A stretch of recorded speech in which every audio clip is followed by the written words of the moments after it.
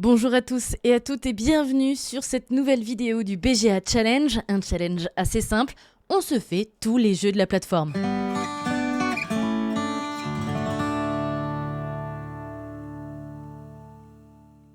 Aujourd'hui on va s'intéresser à deux jeux, on va s'intéresser à Boreal et à Biomos. Pour commencer, Boreal, qu'est-ce que c'est ? Eh bien c'est un jeu 2 joueurs sorti chez Spiral Éditions et signé chez Masafumi Mizuno. Souvent je vous dis que l'intérêt que je donne à un jeu est souvent au départ amené par le pitch.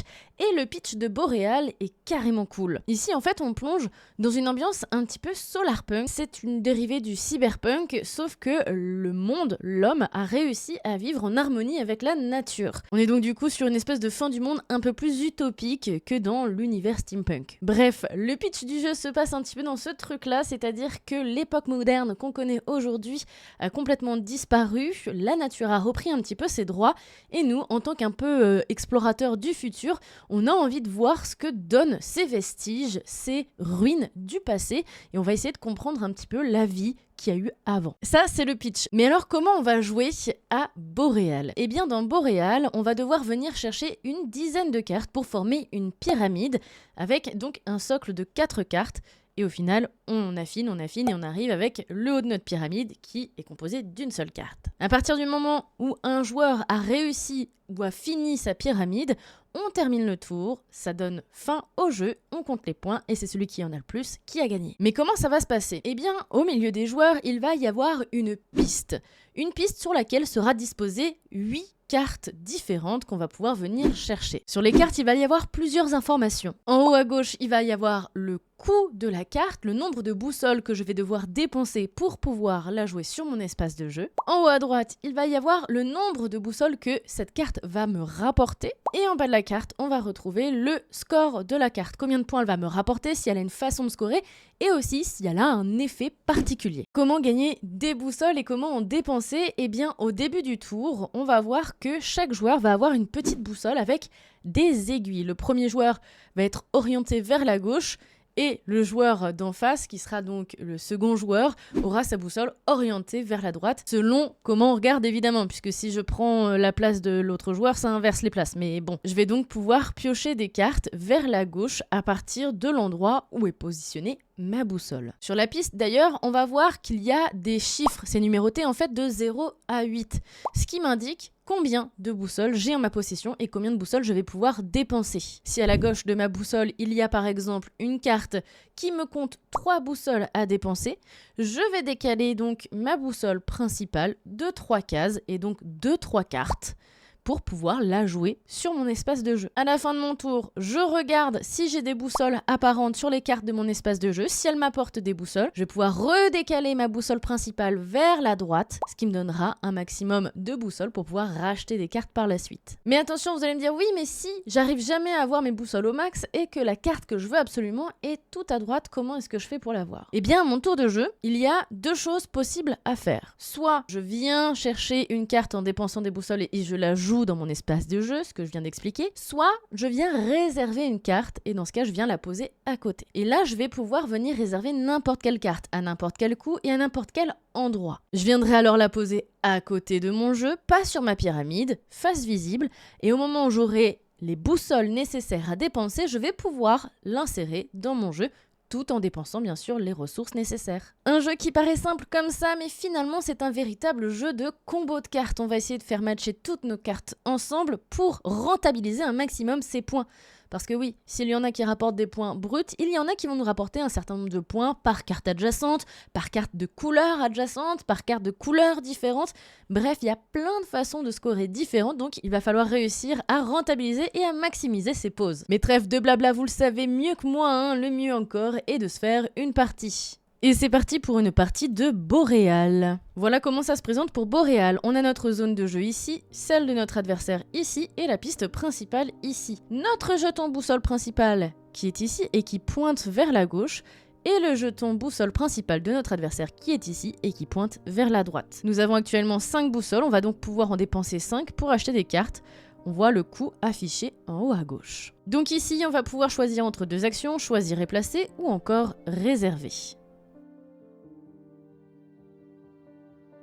Vous voyez notre carte coûtait 3, on s'est donc déplacé de 3. Et à la fin de notre tour, comme notre carte comptait une boussole, on en a regagné une et on a redéplacé notre boussole vers la droite. Bien sûr, vous le voyez, quand on arrive à 0, on sera jamais vraiment à 0 puisque directement on va gagner 2 boussoles pour pouvoir continuer à jouer. Cette carte-là va donc nous coûter 5 boussoles, nous rapporter une boussole à la fin de notre tour et voici comment elle score, c'est-à-dire qu'elle va marquer plus ou moins de points selon où elle va être positionnée dans notre pyramide, c'est-à-dire 2 points au premier niveau, 4 points au deuxième niveau, 6 points au troisième niveau et encore plus de points tout en haut. Et je pense qu'on va venir la réserver parce qu'elle est quand même vachement forte. Et on n'a pas de quoi la jouer pour l'instant. Et vous voyez, elle n'était pas du coup dans la zone prédéfinie par notre boussole principale, mais on a pu venir la réserver tout de même. On a également celle-ci qui m'intéresse. 2 points par carte bleue adjacente. Étant donné qu'il y en a vraiment pas mal ici, ça pourrait être intéressant. Bon, il l'a pris. Mince. Qu'est-ce qu'on va bien pouvoir jouer? Bon, on va peut-être pouvoir mettre ça. Hop.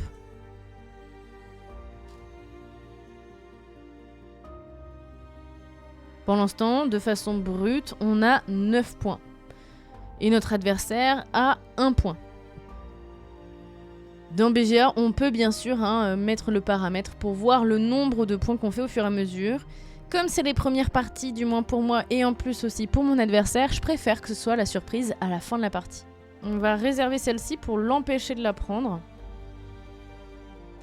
Je sais pas trop combien de cartes on peut avoir dans notre réserve. J'imagine qu'il y a aussi une limite, ou peut-être pas d'ailleurs. Mais ça permet aussi de ralentir le jeu, parce qu'on pourrait très bien aussi runner et faire une pyramide très rapide qui empêcherait notre adversaire de faire des combos.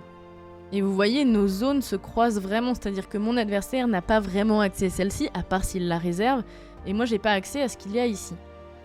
Il y a les cartes archives aussi. Alors les cartes archives, elles correspondent pas à un biome, entre guillemets. Les cartes archives, elles ont une façon de scorer, et en général, elles coûtent toutes 6. On ne peut en avoir qu'une seule dans notre pyramide, donc il faut bien choisir celle qu'on veut, quoi.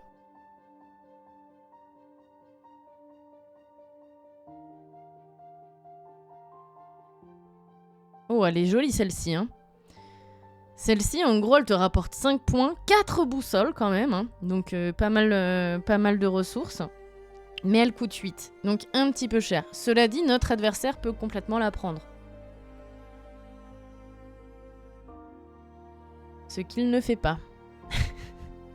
Cela dit, on peut venir la réserver et au prochain tour, on aura de quoi la jouer. Donc je préfère faire ça, on la réserve, et on pourra venir la jouer plus tard. Donc là, c'est une nouvelle carte archive, elle coûte pas aussi cher. Cela dit, c'est une carte un petit peu joker, elle représente absolument tous les biomes possibles. C'est-à-dire qu'elle va représenter à la fois une forêt, le feu, les nuages et... Enfin bref, vous avez compris, c'est les couleurs. Je sais pas trop c'est quoi les symboliques qui sont utilisés, mais donc quand on a des cartes qui vont nous dire 2 points par tel type, 2 points par tel type, c'est parfait. Nous, on va venir jouer du coup cette carte-là, qui est plutôt pas mal.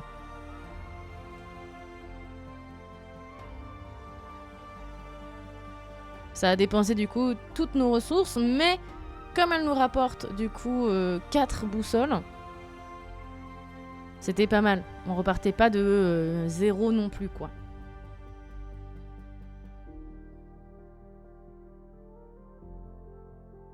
Ici, je prends des cartes qui disent qu'elles valent autant de points que la carte située à côté.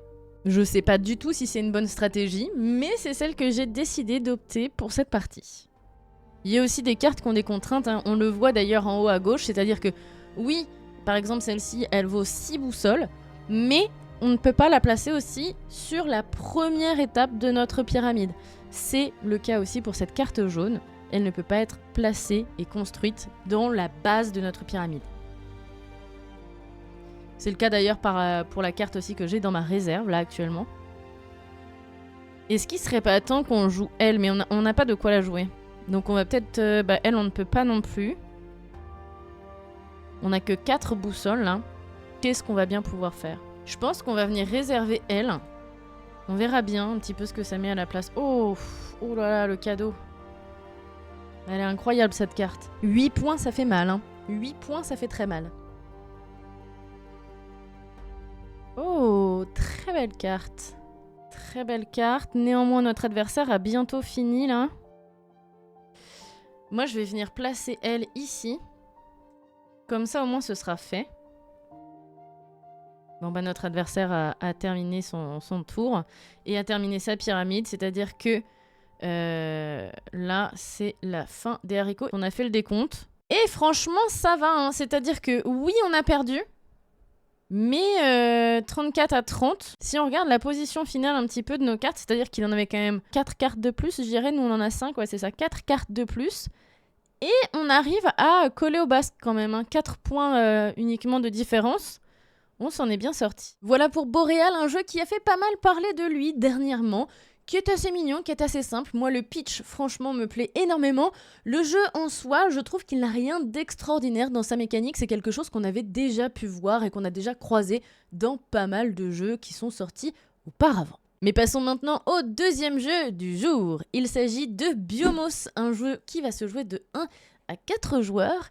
Et ici, on va incarner une planète. Mais avant ça, il faut savoir que c'est sorti chez Subverty et que c'est signé Grisha German ou German, je sais pas trop comment ça se prononce. Une planète donc, et oui, on va tous et toutes avoir un plateau individuel représentant une planète. Autour de cette fameuse planète, une sorte d'anneau creux où on va venir insérer des jetons qui vont se trouver sur le milieu de la table. Le but est de réussir à amasser pas mal de biomes pour créer de la vie sur notre planète. Les points de victoire représentent donc des points de vie, vous vous en doutez. Hein. À mon tour de jeu, je vais donc pouvoir prendre un jeton, le placer dans ce fameux anneau creux et pouvoir le glisser après. Attention, à aucun moment je vais pouvoir reprendre ce jeton, le soulever et aller le placer ailleurs. Sauf exception, au moment où je vais placer une lune, puisque sur notre plateau, on voit aussi qu'il y a un creux pour venir placer une lune. C'est un jeton classique qu'on pourra mettre autour de notre planète qu'on va pouvoir insérer ici. Ce qu'il y a de particulier avec cette lune, c'est qu'elle va nous rapporter 3 points par jeton du même type que la lune. Donc, si je mets un jeton, imaginons forêt, à cet endroit-là, chaque forêt présent autour de ma planète me rapportera 3 points à la fin de la partie. Placer des jetons, c'est bien, mais qu'est-ce que ça va nous apporter? Eh bien, dans la mise en place du jeu, on va venir tirer certaines cartes qui vont représenter des biomes. Sur ces biomes, on voit qu'il y a du coup un ordre de jetons à placer pour pouvoir les remporter. Une fois que l'ordre des jetons est respecté par l'un des joueurs, il va pouvoir prendre le biome correspondant, le mettre dans sa zone de jeu, du coup à côté de lui, et ça va lui rapporter des points à la fin de la partie. On va pouvoir alors remplacer le biome qu'il a pris par une autre carte, etc. etc. Attention, les biomes géants ne sont jamais remplacés, donc lorsqu'on marque 10 points, on marque 10 points. Si un joueur remporte les 40 points présents, il remporte les 40 points présents. Une fois qu'il n'y a plus de place pour mettre nos jetons, c'est la fin de partie, on compte les points. Biomos, c'est donc un jeu où on va réfléchir à l'emplacement de nos petits jetons qui vont vraiment représenter des mini-biomes. On va pas pouvoir donc soulever ces jetons, comme je disais, mais pour pouvoir les déplacer, on va pouvoir les glisser, voire même les séparer pour pouvoir y insérer d'autres jetons. Donc il va falloir réfléchir, car oui, peut-être qu'à court terme, ça rapporte des points, mais à long terme, il va falloir réussir à gagner d'autres cartes qui vont marquer encore plus de points par la suite. Pour les joueurs et les joueuses aguerris ou curieuses, il y a d'autres variantes aussi du jeu. Il y a une version notamment solo où on va jouer contre un trou noir. Et il y a une version un petit peu upgradée, on va dire, un peu plus compliquée. On va retourner nos plateaux individuels et là on va voir qu'on va pouvoir placer des jetons tout autour de la planète. Mais il y en a 2 qu'on ne pourra plus du tout bouger tout le long de la partie. En plus, on va pouvoir faire des combos pour transformer des biomes en d'autres biomes. Et on va pouvoir marquer aussi des points à la fin de la partie par des types de biomes qui seront déjà prédéfinis par la planète. Ça rajoute donc un petit peu plus de profondeur et un peu plus de difficulté à la partie. Mais pour aujourd'hui, je vous propose qu'on se contente par la première version, la plus simple, la version un petit peu découverte du jeu. On part directement sur BGA. Alors voici comment ça se présente, les fameux plateaux avec la planète, le trou pour la lune. On a chacun le sien. Je suis première joueuse. Le dernier joueur, qu'on soit du coup de 2 à 4, reçoit automatiquement un premier jeton. On a donc les cartes biomes ici qu'on va pouvoir venir chercher petit à petit et les cartes grands biomes qui rapportent plus de points qu'on va aussi venir chercher. Ici, on va venir prendre du sable. Je pense que c'est une bonne idée parce qu'il y en a absolument partout, sauf dans les grands biomes. Hop, et on commence, on en prend déjà une. Ah bien sûr, il nous le prend, hein. Il nous le prend. Et ici, ce que je disais, on peut switcher avec le doigt dans le vrai jeu. Ici, on peut décaler nos pions. Hop, et là, je vais venir insérer du coup le nuage. J'insère un nouveau nuage et je peux venir prendre cette carte. On voit que notre adversaire essaye de récupérer cette carte-là, hein, qui a besoin donc de 4 petits biomes océans pour prendre l'énorme biome océan.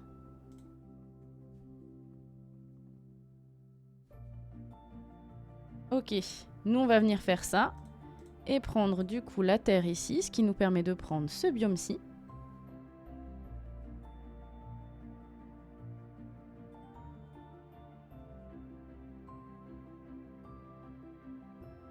Hop, on peut prendre un grand biome qui nous rapporte 10 points. Ah, c'est dommage, hein. C'est dommage, je l'aurais bien pris. On va mettre ici, à côté. Comme ça, si on a des choses à faire, on va pouvoir le faire tranquillement. Qu'est-ce qui va nous intéresser ici? Notre adversaire, il peut venir mettre quoi? 4 jetons. Nous, on peut venir encore en mettre aussi. J'aimerais bien... je sais pas. Hein. On va prendre ça. Ça fait toujours des points en plus. Que va prendre notre adversaire? Je pense qu'il va prendre la terre. Je m'en doutais un petit peu.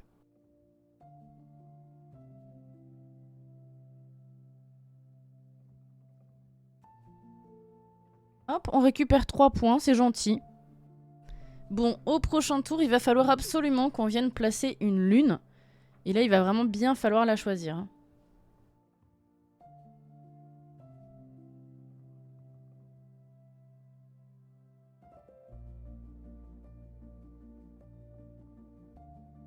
Alors ici, on peut venir décaler quelque chose. Est-ce qu'on va le faire? Je sais pas, je crois que... On va pas déplacer le terrain.